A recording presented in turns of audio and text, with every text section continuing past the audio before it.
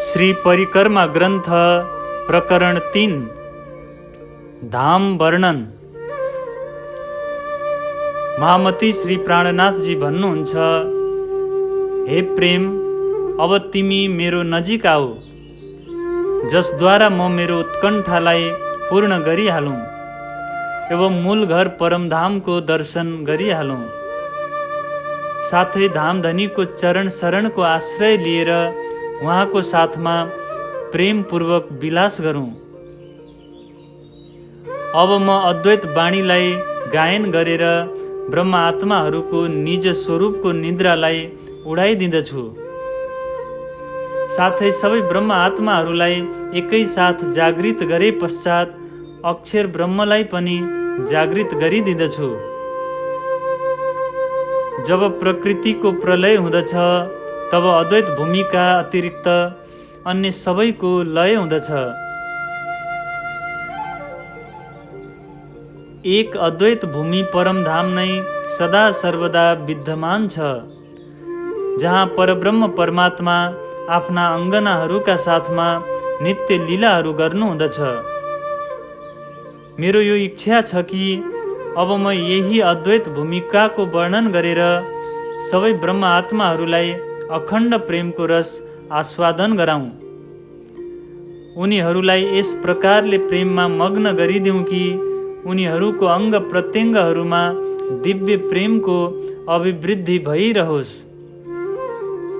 धामधनीलाई साक्षात्कार गर्ने भावना नै मेरो हृदयमा गढेको छ। मेरो यो इच्छा छ कि परमधामको वन, उपवन, भवन, मन्दिर तथा त्यहाँ हुने धामधनीका लीलाहरूलाई प्रत्यक्ष अनुभव गरौँ। परमधाममा धामधनीको आनन्द विलासलाई अनुभव नगरेसम्म मलाई कसरी शान्ति हुनेछ? परमधामको दिव्य भूमिका जल, पशु, पक्षी, स्थिर चर तथा अक्षर ब्रह्मको लीला स्थलहरूलाई पनि म अनुभव गरौँ। मेरो यो इच्छा छ कि म परमधामका यी सबै शोभाहरूलाई आफ्नै आँखाले हेरौँ। सद्गुरु धनीले यसलाई वर्णन गरेर मेरो मनमा यसलाई आफ्नै आँखाले हेर्ने इच्छा प्रकट गरिदिनुभयो।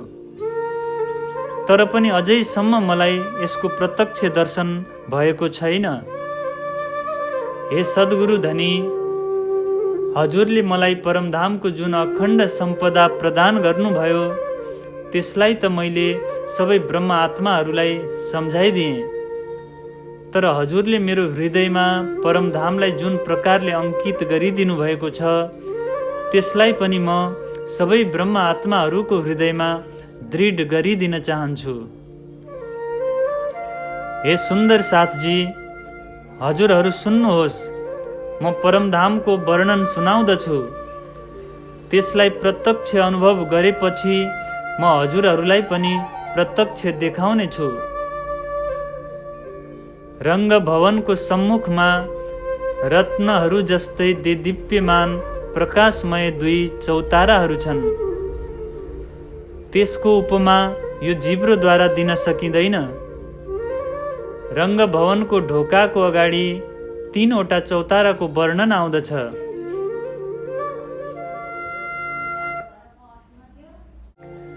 त्यसमध्ये 2वटा चौताराहरू ढोकाको अगाडि दुवैतर्फ विद्यमान छन्। ती दुवै चौतारामा रत्नजडित सुन्दर फुलहरू सुशोभित छन्। यसलाई हेर्दाखेरि यो चित्त प्रसन्न हुँदछ। यी चौताराहरूमा अनेक प्रकारका बेला फुलहरूको चित्रकारी छ, जुन एक अर्को भन्दा अधिक सुन्दर लाग्दछ। यी दुई चौताराहरूको बीचमा 100 सिँढी छ। त्यसमा पनि अनेक रङहरूको लहराहरूको चित्रकारी छ एवं अनेक रत्नहरू जडिएका छन्। सिँढीको दुवैतिर कलात्मक कठेडा अर्थात् रेलिङ लागेको छ, जसमा विभिन्न रङको डोरी छ। डोरीमा पनि जरी र रत्नहरू सुशोभित छन्। धाम दरवाजाको दाहिने तर्फ एउटा अर्को चौतारा छ। दुवै चौताराको बीचमा एउटा गल्ली छ। यो चौतारा पनि तेस्रो चौताराको जस्तै शोभायमान छ। यी दुवै चौताराहरूमा एउटा एउटा रुख छ। त्यसको छाया पुरै चौतारामा व्याप्त हुँदछ। दुवै चौताराहरूको किनारको शोभा अवर्णनीय छ। त्यसको चारैतिर 3-3 सिँढीहरू छन्। परमधामको दिव्य भूमिको तेजको वर्णन म कसरी गरौँ? त्यहाँको बालुवाको एउटा कण पनि अत्यन्तै प्रकाशमान हुँदछ। त्यो प्रकाश पुरै आकाशमा व्याप्त भएर आकाशबाट आइरहेको प्रकाशसँग ठोकिँदछ। यस प्रकाशद्वारा पुरै वन झलमल हुँदछ। त्यो वनको आफ्नो प्रकाश पनि यसको भन्दा कम छैन। वनको मन्दिरहरूको प्रकाश त पुरै आकाशमा पनि अटाउँदैन। अखण्ड सूर्य जस्तै प्रकाशमान यस दिव्य तेज पुञ्जको आभाले सर्वत्र शीतलता प्रसारित गर्दछ। यस प्रकाशको ज्योति पुरै आकाशमा व्याप्त छ। यसबाट निस्किएका किरणहरूले एक अर्कालाई परास्त गर्न सक्दैनन्। यस प्रकार यो जिब्रोद्वारा वनको शोभालाई कसरी वर्णन गर्नु? यो त सम्भव नै छैन। यहाँका सबै तत्त्व अपूर्व सुगन्धले परिपूर्ण छ। जिब्रोद्वारा यसको वर्णन कसरी हुन सक्दछ? अर्थात् हुन सक्दैन। यस वनमा बगिरहेको पानी तथा हावाको गतिको प्रकाशको विषयमा म के भनौँ? जलमा उठ्दै गरेका लहराहरूका किरणहरूमा पनि अनेक रङहरू देखिँदछन्। परमधाममा सूर्य तथा चन्द्रमा पनि धामधनीको सेवामा उहाँको नजिक छन्। तिनीहरूको प्रकाशको सम्बन्धमा म के भनौँ? अर्थात् भनेर भन्नै सकिँदैन। यहाँ रहेको जमुनाजीको किनारमा स्थित 7 घाटको बीचमा जलमा अगाडिसम्म पुगेको पाटको घाट छ। त्यस पाटको घाटमाथि एउटा देहुरी छ। चौताराको तिनैतिर जलमाथि विशेष प्रकारको कटहरा अर्थात् रेलिङ शोभायमान छ। साथै चारैतिरको थम्बहरूको रत्न यमुनाजीको तरङ्गहरूमा झल्किँदछ। यसको तल लम्बाइ तथा चौडाइमा 4-4 थम्बहरूको 4 हार छ।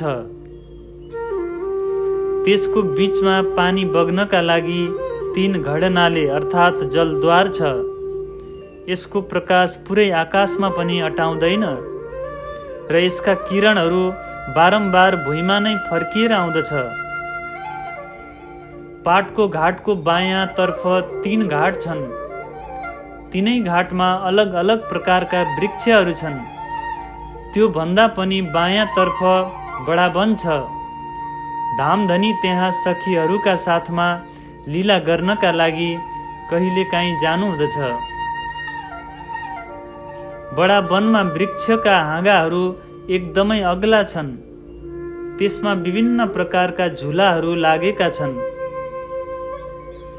अब म पाटघाटको बायाँ तर्फ रहेको उक्त 3वटै घाटहरूको वर्णन गर्दछु। ती 3वटा घाटमा अवस्थित 3 वनको नाम यस प्रकार छन्। केल अर्थात् केराको रुख, लिबोई अर्थात् कागतीको रुख र अनारको रुख। यस प्रकार पाटघाटको दायाँ तर्फ पनि 3वटै वन छन्। त्यसमा बट अर्थात् बरको रुख, नारङ्गी अर्थात् सुन्तलाको रुख र जाम्बु अर्थात् जामुनको रुख छ।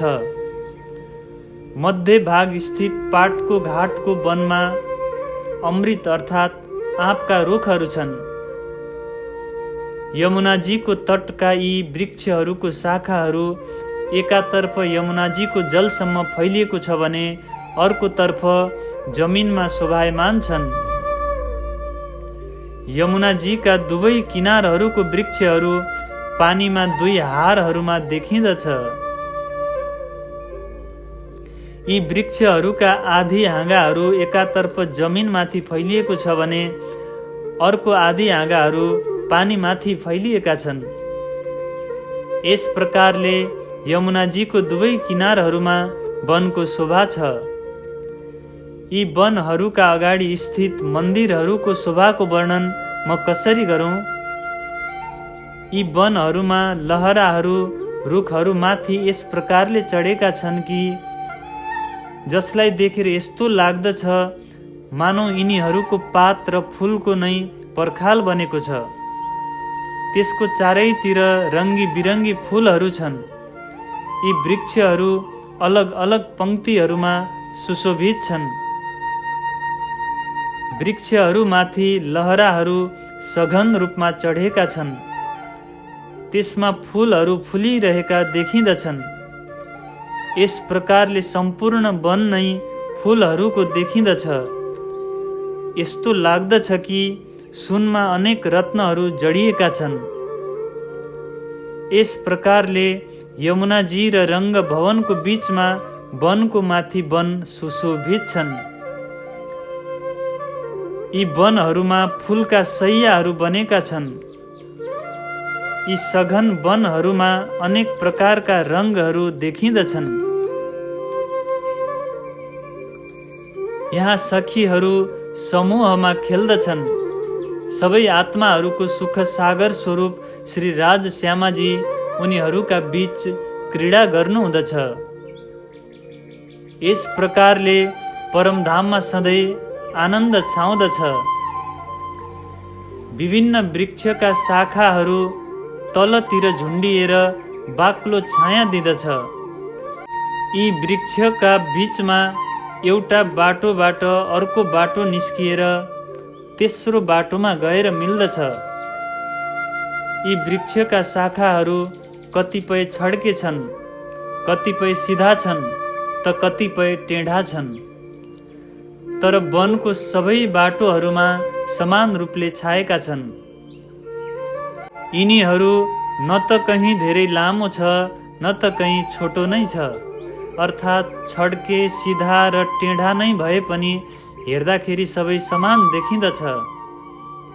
यी सबै शाखाहरूले पुरै जमिनलाई माथिबाट ढाकेको छ, जसको कारणले गर्दा डोरी जस्तै यी हाँगाहरू समान रूपले शोभायमान छन्। यी वृक्ष मुनि रहेको भूमिको ज्योति अत्यन्तै उज्जवल छ। त्यसको वर्णन कहाँसम्म गरौँ म?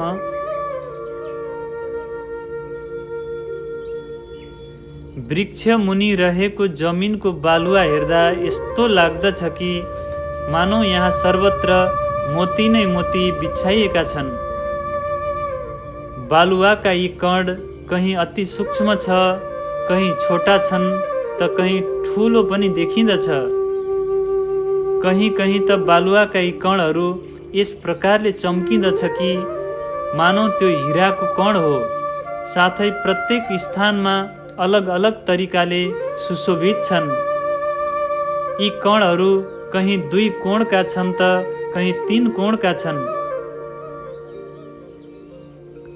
कहीँ 4 कोणवाला छन् त कहीँ गोलो पनि छन्।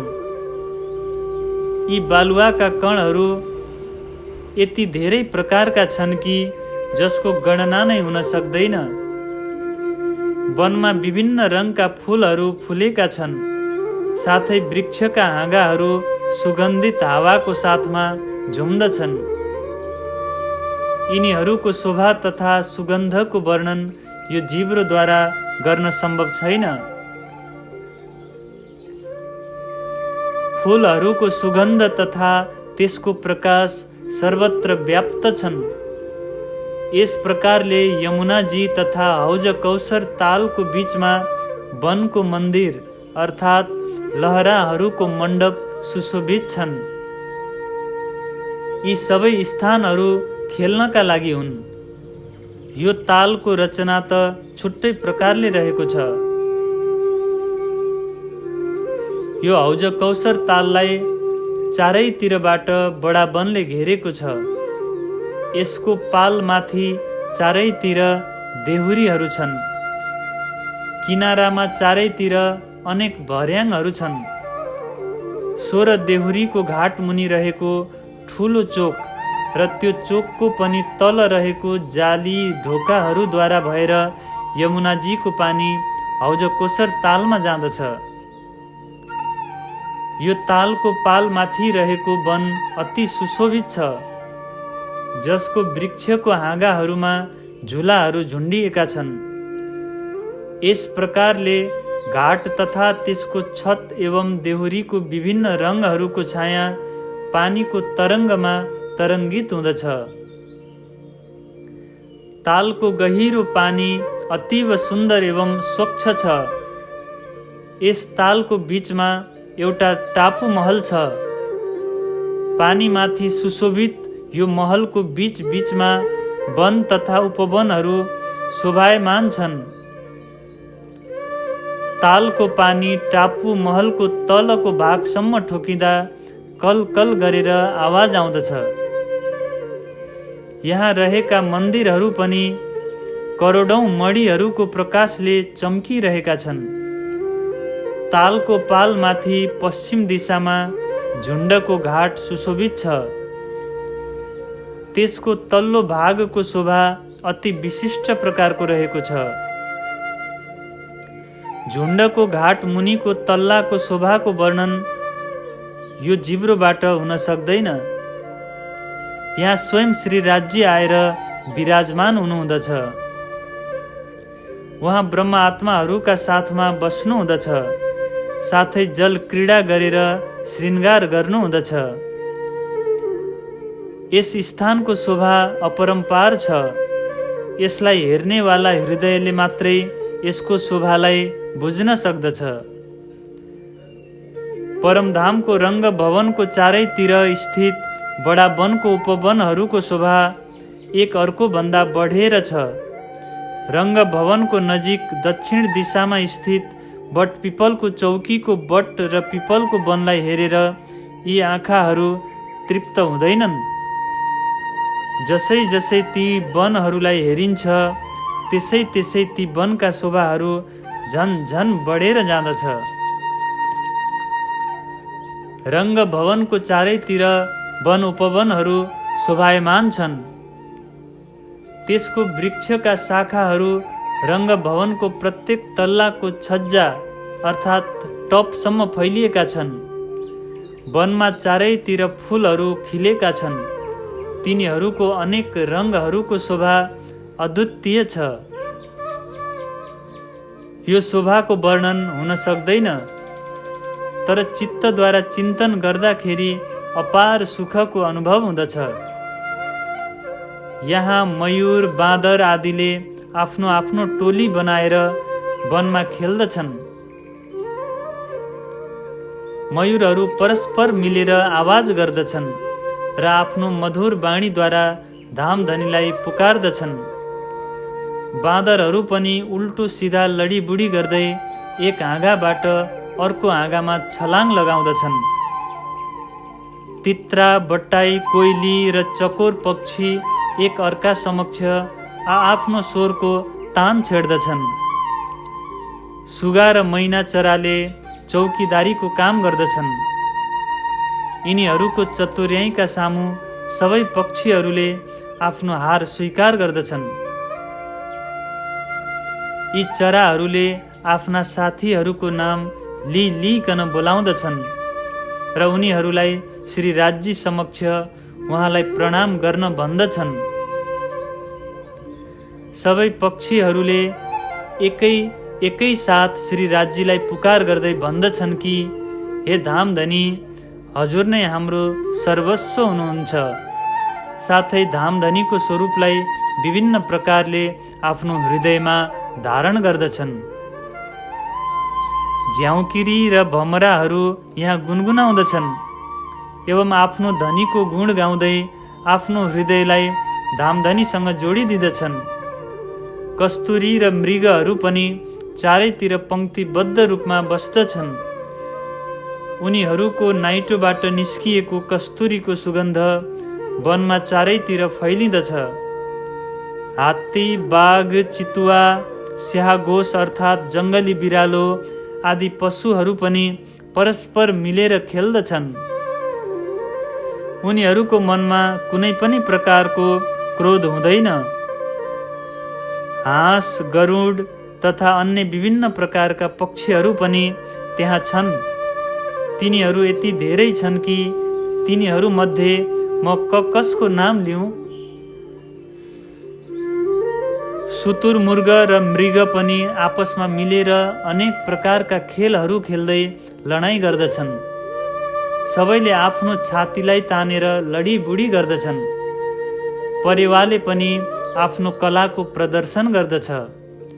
हरिण, मृग, पसवाडे र पाडे आदि पशुहरू पनि आफ्नो आफ्नो स्थानमा खेल्दछन् तथा बिहान साँझ दुवै समय श्री राज्यलाई प्रणाम गर्नका लागि आउँदै गर्दा आफ्नो आफ्नो खेललाई प्रदर्शन गर्दछन्। यस्ता अनेक प्रकारका पशु पक्षीहरू छन्। ती सबैका रौँ र प्वाँख चित्रकारीद्वारा सुशोभित छन्। त्यसबाट निस्किएको अपार प्रकाश पनि अति सुन्दर छ। यिनीहरूको खेल र बोली श्री राज्यलाई प्रसन्नता गर्नका लागि नै हुँदछ। यमुनाजीको पारी पनि यस्तै प्रकारका पशु पक्षीहरू खेल गर्दछन्। रङ्ग भवनको अगाडि रहेको अक्षरधाममा पनि महलहरू सुशोभित छन्। यो जिब्रोद्वारा त्यसको शोभालाई म कसरी वर्णन गरौँ? दुवै महलहरूको ढोका पनि आमुन्ने सामुन्ने छ, जस्तो कि एउटा तेजको अगाडि अर्को तेज विद्यमान छ। दुवैतिरबाट आमुन्ने सामुन्ने किरणहरू उठ्दछन्। त्यसको ज्योतिबाट सबैतिर प्रकाश नै प्रकाश व्याप्त हुँदछ। अक्षरधाम र परमधाम यी दुवै स्थानहरूमा बाल र किशोर गरी दुई प्रकारका लीलाहरू हुँदछन्। लीला गर्दा मात्रै यी दुई स्वरूपहरू भिन्न भिन्न लाग्दछन्, तर दुवै एक अर्काबाट अलग छैनन्। वस्तुतः दुवैको लीला एक नै हो, तर हेर्दाखेरि मात्रै फरक फरक लाग्दछ। अक्षरधामको चारैतिर पनि वन प्रदेश छ। धाम, धनी तथा ब्रह्म आत्माहरूको खेलौना समान यी सबै पशु पक्षीहरू आफ्नो समूह बनाएर प्रेमपूर्वक खेल्दछन्। यी सबै पशु पक्षीहरू आफ्नो समूह बनाएर ठुलो ढोकाको अगाडि खेल खेल्दछन्। रङ्ग भवनको विशाल ढोकाको अग्रभाग दर्पण रङ्गको छ। त्यसमा सामुन्नेको वनको छाया पर्दछ। त्यस ढोकाको पल्लामा जडिएका विभिन्न प्रकारका रत्नहरूको शोभाको वर्णन हुन सक्दैन।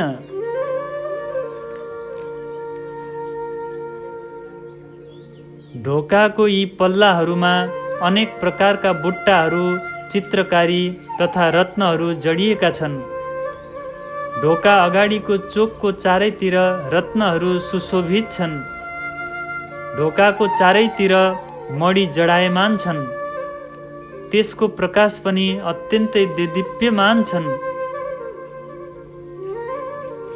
ढोकाको माथि तथा तल दुवैपट्टि भित्तामा अनेक प्रकारका रत्नहरू जडिएका छन्। भित्ताको रङ रातो छ। भेन्टिलेसन र झ्यालहरूमा जाली लागेका छन्। यसको चारैतिरको भित्तामा पनि रत्नहरू जडिएका छन्। चारैतिरको झरोखा अर्थात् झ्यालहरूलाई घेरेर गोलो पिल्लरहरू छन्। त्यसमा जडिएका विभिन्न प्रकारका रत्नहरू प्रकाशमान छन्। रङ्गमहलको 9औं तल्लासम्म यस्तै प्रकारको वर्णन छ। 9औं तल्ला माथिको खुल्ला चाँदनी पनि आफ्नै किरणद्वारा जगमगाउँदछ। मन्दिरमाथि लागेका रमणीय रेलिङहरूका बुट्टाहरू बिजुली जस्तै चम्किँदछन्। धाम दरवाजाको अगाडि भित्रपट्टि रसोईको हवेली छ। त्यहाँ नित्य प्रति सबै आत्माहरूको एकसाथ मिलन हुँदछ। यस रसोई हवेलीको उत्तर पूर्व ईशान कोणमा सँगै टाँसिएको एउटा श्याम मन्दिर छ, जहाँ रसोई तयार हुँदछ। त्यो श्याम मन्दिरको नजिकै एउटा सेतो रङको मन्दिर पनि छ। साँझको समयमा सबै सखीहरू वनबाट फर्किएर यही सेतो रङको श्वेत मन्दिरमा बसेर भोजन लीला गर्दछन्। श्याम र श्वेत मन्दिरको बीचमा स्थित सिँढीहरूको सामुन्नेमा रहेको चोकमा सबै सखीहरूको मिलन हुँदछ। लाडबाईको समूहका सखीहरू बडो उमङ्गका साथ भोजन सेवामा लाग्दछन्। सबै सखीहरू मिलेर वनबाट ल्याइएको सागसब्जीहरूलाई केलाउन लाग्दछन्। रसोईको हवेलीमा अनेक प्रकारका चोक तथा चौताराहरू छन्। अनेक मन्दिरहरूको साथमा अनेक बाटाहरू पनि छन्।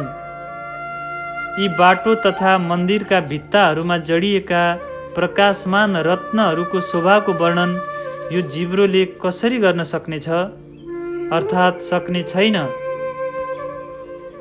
विभिन्न प्रकारका पुतलीहरू पनि भित्ताहरूमा चित्रित छन्। त्यहाँ विभिन्न प्रकारका बैल तथा पशुपक्षीहरूका चित्र पनि अंकित छन्। स्वर्ण जडित सिक्री र बालाहरू पनि सुशोभित छन्। यस प्रकारले सिँढी तथा थम्बहरू पनि झल्किएका छन्। यी हवेलीका मन्दिरहरूमा विभिन्न प्रकारका असंख्य वस्तुहरू बाक्साहरूमा राखिएका छन्। भित्ताको चारैतिर गोलो डन्डीहरू छन्, जसमा विभिन्न प्रकारका सामग्रीहरू झुन्डिएका छन्। हे सुन्दर साथजी, म यी सामग्रीहरूको वर्णन कहाँसम्म गरौँ? हजुरहरू स्वयं नै यसको चिन्तन गर्नुहोस्। 9औं भौमसम्म सबै मन्दिरहरूमा यस्तै प्रकारका सामग्रीहरू विद्यमान छन्। यसलाई आफ्नो हृदयमा धारण गर्नुहोस्। सबै मन्दिरहरू अर्थात् कोठाहरूमा विद्यमान खाट तथा श्रृङ्गारका सामग्रीहरूलाई पनि हजुरहरू स्वयं नै हृदयमा धारण गर्नुहोस्। यस प्रकारले सर्वत्र सबै प्रकारका सामग्रीहरू परिपूर्ण छन्। कहीँ पनि कुनै पनि प्रकारको कमी छैन। यहाँ सबैतिर आमोद प्रमोद स्नेह प्रेम प्रीतिका कुराहरू हुँदछन्। धामधनीबाट प्राप्त सुख त साक्षात् शब्दातीत छ।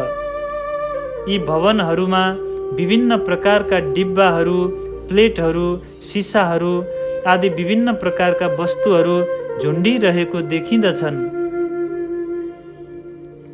यसमा विभिन्न चौकीहरू, कुर्सीहरू तथा सिंहासन पनि विद्यमान छ।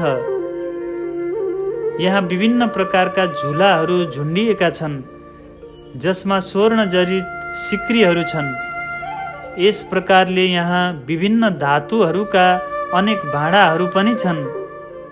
साथै यहाँ विभिन्न प्रकारका वाद्य यन्त्रहरू पनि छन्। यी भवनहरूमा विभिन्न प्रकारका दरीहरू, गलैँचाहरू, बिस्ताराहरू, गद्दाहरू, चकटीहरू साथै तकियाहरू पनि छन्। विभिन्न रङका तन्दाहरू तथा साना तकियाहरूको साथमा नरम चकटीहरू आदि हाम्रो मनोरथ पूर्ण गर्ने खालका विभिन्न प्रकारका सामग्रीहरू यहाँ विद्यमान छन्। रङ्गभवनको 9 भूमिकाहरूमा सबै सखीहरूका लागि सुत्ने ठाउँ तथा श्रृङ्गारका लागि अलग अलग भवनहरू छन्। दोस्रो तल्लाको बायाँपट्टि भुलभुलाउनीको मन्दिरको बीचमा रहेको चौतारामा पनि कहिलेकाहीँ ब्रह्म आत्माहरू श्रृङ्गार गर्दछन्। यहाँ स्थित खडोकली अर्थात् जलकुण्डमा धामधनी तथा ब्रह्म आत्माहरू जल क्रीडा गर्नुहुँदछ, जसले गर्दा कुण्डको पानी हल्लिएर झिलमिलाउँदछ। श्रृङ्गार गरिसकेपछि विभिन्न समूह बनाएर सखीहरू यसै भुलभुलाउनीमा विभिन्न लीलाहरू गर्दछन्। रङ्गभवनको 9 तल्लाहरूमा 6,000 मन्दिरहरूमा चारैतिर घुमिएको ढोका आमुन्ने सामुन्ने सुशोभित छन्। त्यसको बीचमा 2 पङ्क्तिहरूमा थम्बहरू छन्। यसमा जडिएका विभिन्न रत्नहरूको तेज पनि अद्वितीय छ। यस प्रकारले मैले रङ्गभवनको विभिन्न सामग्रीहरूको जति पनि वर्णन गरेँ, त्यसलाई प्रत्यक्ष देखेर पनि आत्मा तृप्त हुँदैन। यसको बाहिर र भित्रका भवनहरू पनि सर्वत्र समान रूपले सुशोभित छन्। महामती भन्नुहुन्छ, मैले परमधामको दिनचर्याको वर्णन पनि प्रेमपूर्वक गरेँ। यही हाम्रो नित्य जीवन हो। हे सुन्दर साथजी, हजुरहरू यसलाई आफ्नो हृदयमा दृढतापूर्वक धारण गर्नुहोस्।